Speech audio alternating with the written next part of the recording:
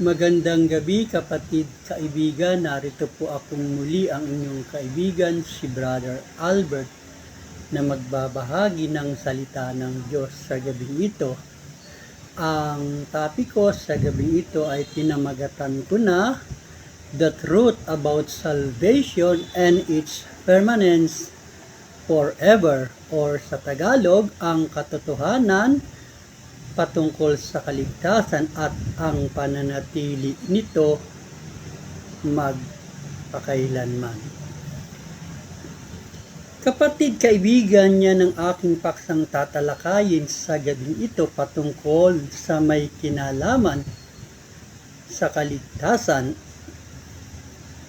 kung paanong ito'y mapanghahawakan mo at ito'y mananatili sa iyo magpakailanman. Ayon sa kung ano ang sinasabi ng Biblia patungkol dito. Kaya kapatid, kaibigan, pumanatag ka at huwag mong hayaan guluhin ka ng iyong kaisipan para magkaroon ka ng alinlangan na kung ito ba'y mawawala pa o hindi na. Mga kapatid, kaibigan, sa aking pagpapatuloy sa pagtalakay sa paksang ito, ako ay magbibigay ng proof or pruweba para maging gabay natin at mapanghawakan natin tungkol sa kung ano ba ang sinasabi ng Biblia sa kaligtasang ibinigay na sa iyo at sa lahat ng mananampalataya at makikipag-ugnayan sa Kanya sa pamamagitan ng pagtanggap sa Kanya bilang tagapagligtas at Panginoon ng kanyang buhay. Narito ang mga sumusunod na pruweba. Ikaw ay mayroong tinanggap na walang hanggang buhay. Hindi ito pansamantala o panandalian. Ang walang hanggang buhay ay isang persona at ang pangalan niya ay Jesus. Kung si Jesus ay nasa iyo, anong mayroon ka? You have received eternal life, not a temporary or provisional one. Eternal life is a person and his name is Jesus. If Jesus is in you, what do you have? Kapatid, kaibigan at kapwa ko mananampalataya, ang ating buhay ay direktang nakaugnay sa buhay ni Jesus magpakailanman. Brothers, friends, and my fellow believers, our life is directly tied to the life of Jesus because Jesus lived forever. We live forever also. Ang batayan po niyan ay mababasa natin sa Hebreo chapter 7 verse 25. Dahil dito naman siya ay nakapagliligtas na lubos sa mga nagsisilapit sa Diyos. Sa pamamagitan niya, palibhasa'y nabubuhay siya magpakailanman upang mamagitan para sa kanila. Yan pong kanila, kapatid kaibigan, ay kasama po tayo diyan. Kapatid kaibigan, dati tayo'y mga patay dahil sa kasalanan. Yan po ang sabi sa aklat ng Efeso chapter 2 verse 1. Atin pong basahin, at kayo'y binuhay niya nang kayo'y mga patay dahil sa inyong mga pagsalansang at mga kasalanan. Pero nung tayo'y sumampalataya sa Kanya ay nakasama niya na tayo sa resurrection ni Kristo. Kapatid kaibigan, yan ang sabi sa John chapter 11 verse 25 and 26.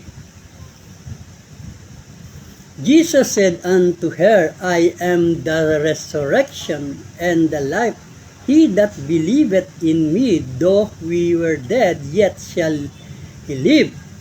Sinabi sa kanya ni Jesus, "Ako ang pagkabuhay na maguli at ang kabuhayan. Ang sumasampalataya sa akin, bagamat siya'y mamatay, gayon may mabubuhay siya.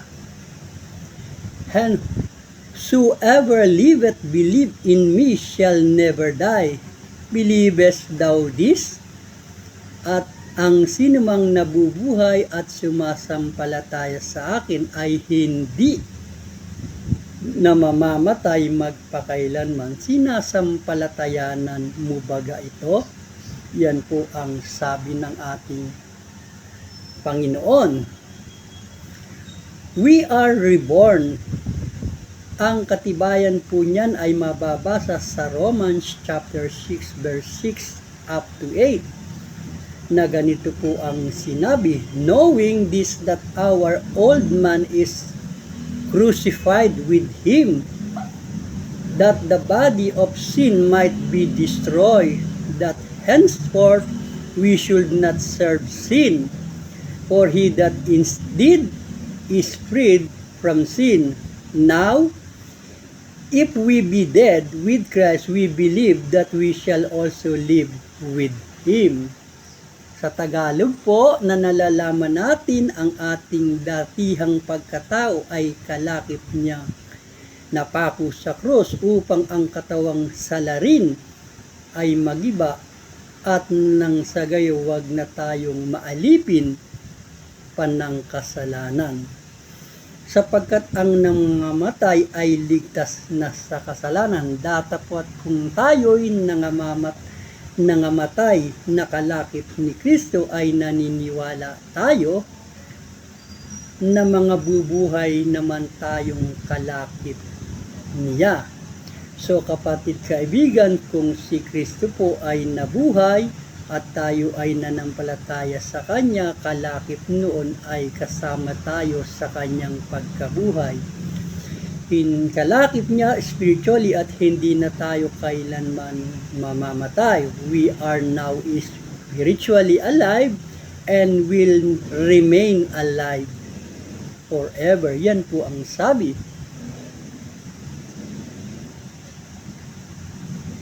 Sa Romans chapter 6 verse 6 and 8. Darako na po tayo sa pangalawang pruweba. We are sealed by the Holy Spirit and the birth is final. When a person is born again, they can no longer be unborn. Kapatid kaibigan, sakap at kapwa kumananampalataya, nung tayo'y naipanganak na muli sa Espiritu, nung tanggapin natin si Kristo sa ating mga buhay, ay kasabay nito ay natanggap natin ang banal na Espiritu na siyang naging tatak natin at palatandaan ng ating pagkatubos. Ang katibayan po niyan ay mababasa natin sa Ephesians chapter 4 verse 30. Na ganito ang sinabi, "And grieve not Holy Spirit, for God, whereby ye are sealed unto the day of redemption."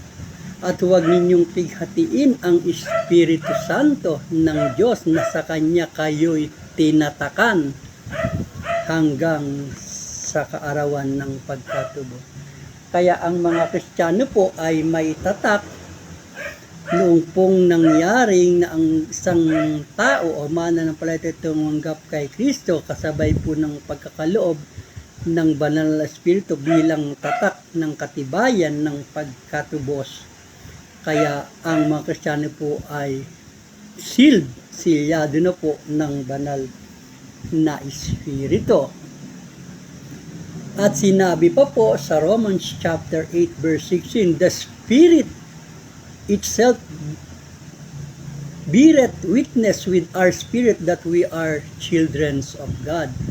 Ang Espiritu rin ang nagpapatotoo kasama ng Espiritu na tayo'y mga anak ng Diyos. Dahil tayo po ay na-reborn o yung kung tinatawag na ipinanganak na muli sa Espiritu. Yan po yung pangalawa, tayo po ay silyado, pruweba na tayo ay silyado ng Espiritu, ng banal na Espiritu. Pangatlo pong pruweba, we are forgiven once and for all.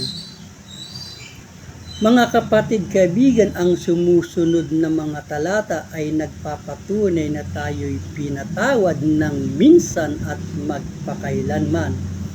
Ang mga talatang ito ay nasulat sa Hebreo chapter 9 verse 26 na ganito po ang sinabi, otherwise Christ will have had to suffer many times since the creation of the world, but He has appeared once for all at the culmination of the age to do away with sin by the sacrifice of Himself.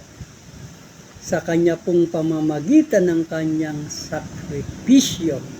Minsan lang po nagsakripisyo para tayo ay mailayo o matubos sa kasalanan. Sa Hebreo 10, chapter 10 verse 10 ay ganito naman po ang sinabi, and by that will we have been made holy through the sacrifice of the body of Jesus Christ once for all.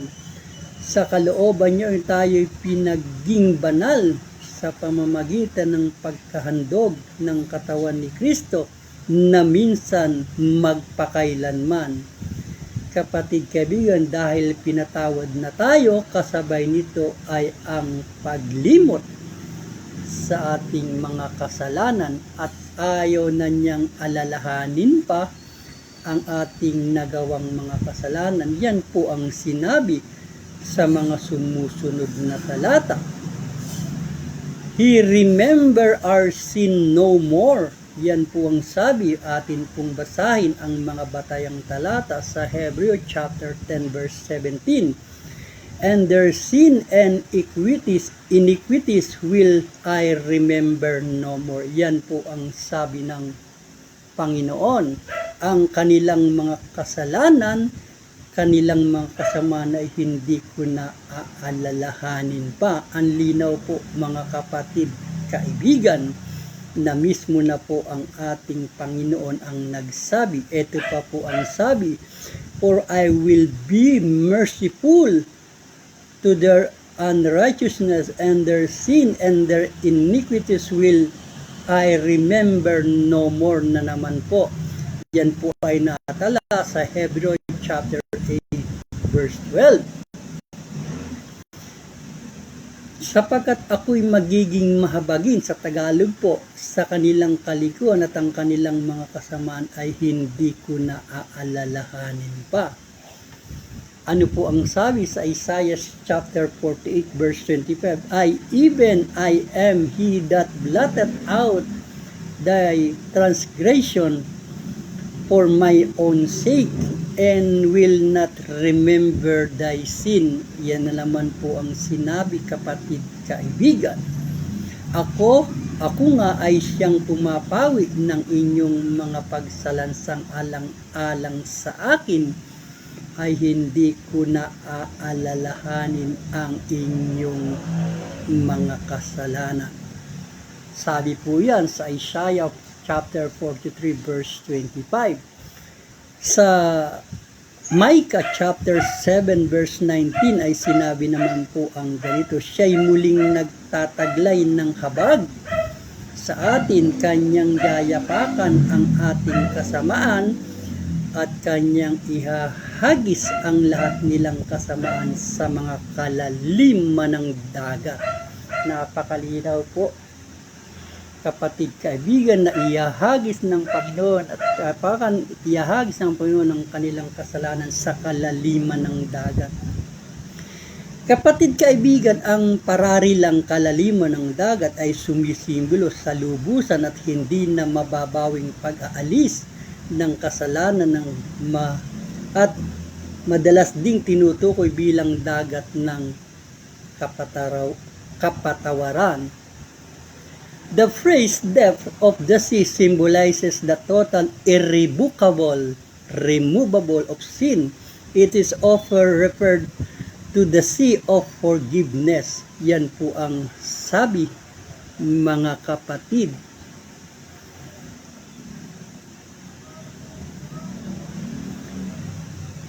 Mga kapatid, kaibigan, napakalinaw po ng pagkasabi ng mga talatang ito. Ang hindi na pag-alala ng Diyos sa mga kasalanan natin, kung hindi na po alalahanin, ibig sabihin po lang noon ay nilimot na. Darako na po tayo sa pang-apat na pruweba, we are not under judgment. Opo mga kapatid, kaibigan, tama po ang narinig nyo. Ang mga tao po, ang mga Kristiyano pong na kay Kristo ay wala na po sa paghatol. There is no condemnation for those who are in Christ. Ano po ba ang sabi sa Romans chapter 8 verse 1? Iyan po ang talatang sumusuporta at magpapatotoo na ang mga Kristiyano wala na po sa ilalim ng paghatol. There is therefore now no condemnation to them which are in Christ Jesus, who walked not after the flesh but after the Spirit. Ngayon nga'y wala ng anumang hatol sa mga na kay Kristo. Kapatid, kaibigan, ang sabi naman sa 2 Corinthians 5:21, for he that made him to be sin for us who know no sin, that we might be made the righteousness of God in him. Yaong hindi nakakilala ng kasalanan ay kanyang inaring may sala dahil sa atin upang tayo'y maging kanyang katuwiran sa Diyos. Kapatid, kaibigan, when Jesus died and rose again, He paid the wages, the penalty of the sin in full. Therefore, because He paid it all, there are no wages left for us to pay. Dahil nga po binayaran na, wala na pong natira, wala na po para sa atin ang naiwan para bayaran pa ang mga kasalanan. Ano po ang sabi sa Roma 6:23? For the wages of sin is that but the gift of God is eternal life through Jesus Christ our Lord. Kapatid, kaibigan, tiyakin mo lang na nasa iyo si Kristo para maging matuwid ka sa harapan ng Diyos. Dahil si Kristo lamang ang nagbibigay katuwiran sa atin sa harap ng Diyos Ama. Dahil kung sa atin lang, sino ba tayo sa harap ng Diyos? Ang Diyos ay banal at tayo'y makasalanan. Kapatid, kaibigan, nagiging matuwid lamang tayo sa harap ng Ama dahil kay Kristo na siyang nagbigay katuwiran sa atin sa harap ng Diyos. Kasabay nito ay hindi na rin tayo mapapailalim sa paghatol. Kapatid, kaibigan, maliwanag po ang sabi ng talata na tayo ay nagiging matuwid lamang sa harap ng Diyos. Ang tinitingnan po, kapatid, kaibigan at kapwa mananampalataya sa atin ng Diyos ay hindi tayo, kundi yung anak niyang tinanggap natin ang siyang nakikita ng Diyos sa atin, at sa gayoy nagiging matuwid tayo sa harap ng Diyos dahil kay Kristo na siyang matuwid, na siyang walang kasalanan ay ginawang makasalanan para sa ating katuwiran. Sa gayon, sa pamamagitan ni Kristo, tayo ay nagiging matuwid sa harap ng Diyos na siyang nagbibigay katuwiran sa lahat ng taong tumanggap at sumampalataya kay Kristo. Darako na po tayo, kapatid, kaibigan, sa panglima. We are not the ones who hold the God. We are not the one who hold on to God. Rather, the Father and Son hold us. Kapatid, kaibigan, isa pa pong pruweba na ang tayo ay ang ating kaligtasan ay mananatili magpakailanman, sapagkat ang sabi po, we are not the one who holds on to God, rather the Father and Son hold us. Kapatid kaibigan, tandaan mo at alalahanin mo, hindi tayo ang humahawak sa Diyos.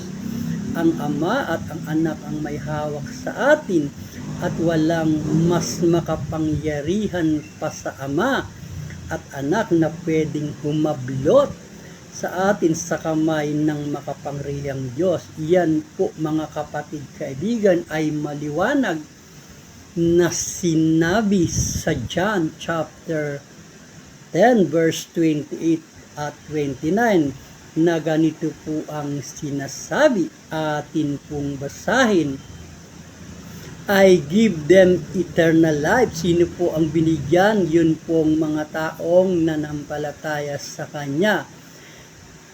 I give them eternal life, and they shall never perish. No one will snap them out of my hands. Ang linaw po kapatid kaibigan.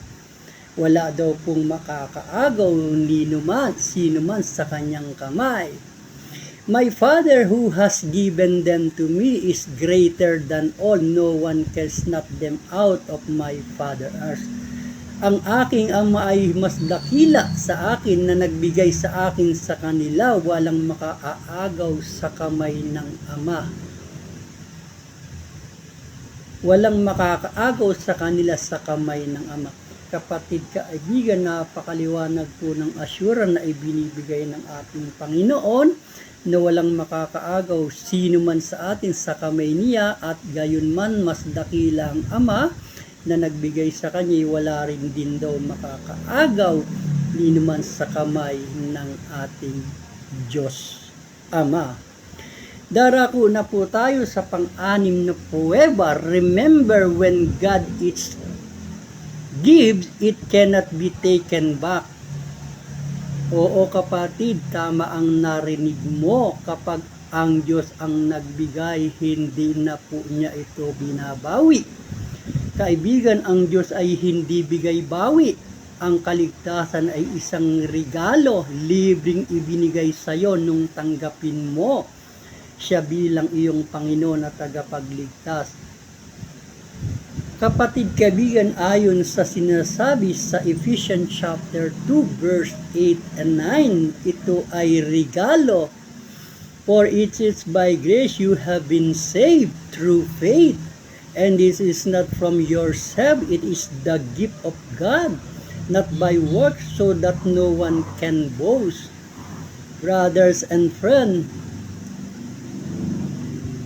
here is even better. Our God is not a man that change his mind. Whatever he say, he will do. Ayon po yan sa aklat ng Numbers chapter 28. Verse 19, God is not human that should lie. Ang Diyos po ay hindi tao na nagsisinungaling. Ayon po yan sa Numbers 28 verse 19. Not a human being that he should change his mind. Hindi po siya tao na nagbabago ng isip. Does he speak and then not act? Sinabi ba niya at hindi niya gagawin? Does he promise and not fulfill? Sinabi ba niya? Ipinangako ba niya at hindi niya tutuparin? Kapatid kaibigan, ang Diyos ay hindi tao na magsisinungaling, ni anak ng tao na magsisisi. Sinabi ba niya at hindi niya gagawin? Sinalita ba niya at hindi niya isasagawa? Ano po sa palagay nyo kapatid kaibigan? Kung sinabi po niyang walang makakaagaw sa inyo sa aking kamay, sino man sa inyo sa aking kamay, gagawin po niya yun. Hindi po siya sinungaling, sinabi po niya yun eh. Hindi po siya pabago-bago ng isip.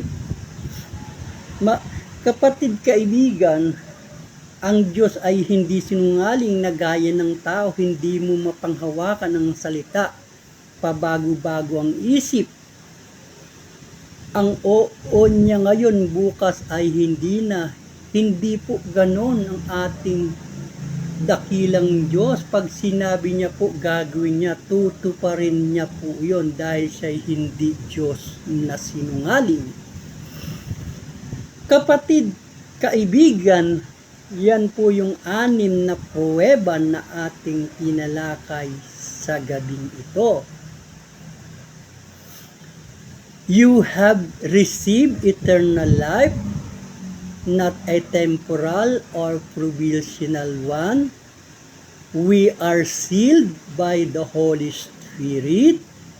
We are forgiven once and for all. We are not under judgment.